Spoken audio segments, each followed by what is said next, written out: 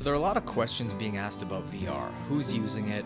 What are their motivations? And what experiences resonate most? So we set out for answers, working closely with Thrive Analytics, Artillery Intelligence, authored questions to be fielded through its established survey engine to more than 3,000 US adults.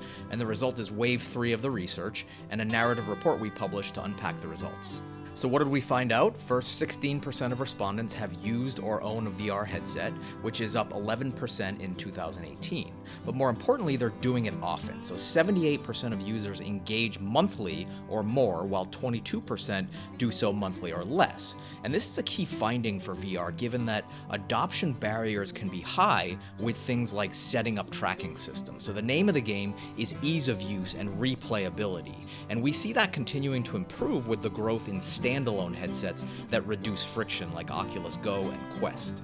And users also indicate high levels of satisfaction with the experience. So 67% of respondents reported extreme or moderate satisfaction with VR, and only 4% are dissatisfied, which again indexes high compared to other consumer technologies.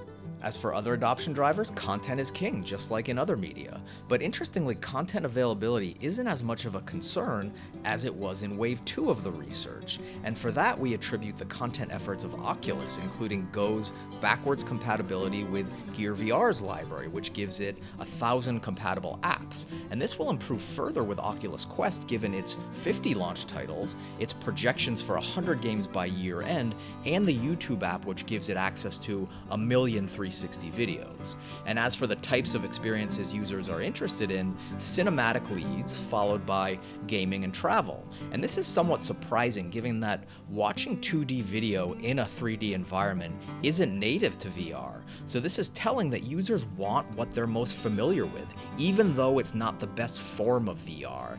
And it'll continue to be conceptualized in activities that consumers know until more compelling native experiences come along and reframe their thinking. As for price sensitivity, demand inflects at $400 and $200, and these are interestingly the price points for Oculus headsets, including Quest, Rift S, and Go, which give them an edge and really speak to their accelerating market share. And the backstory there is that Oculus continues to engage in aggressive price competition and a loss leader approach to essentially subsidize hardware pursuant to its long game platform strategy. And just as platform wars are often won with early momentum and network effect, this really involves incentivizing developers and users, which otherwise get stuck in a kind of chicken and egg dynamic without that outside intervention and subsidy.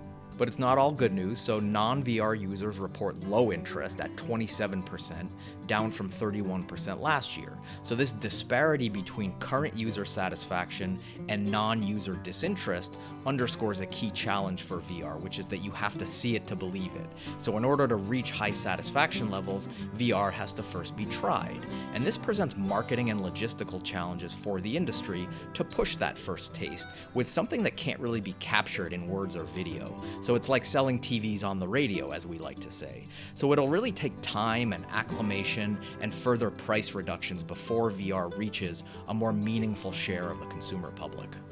So that just scratches the surface. You can see a lot more in the full report, including per headset usage breakdowns and other results.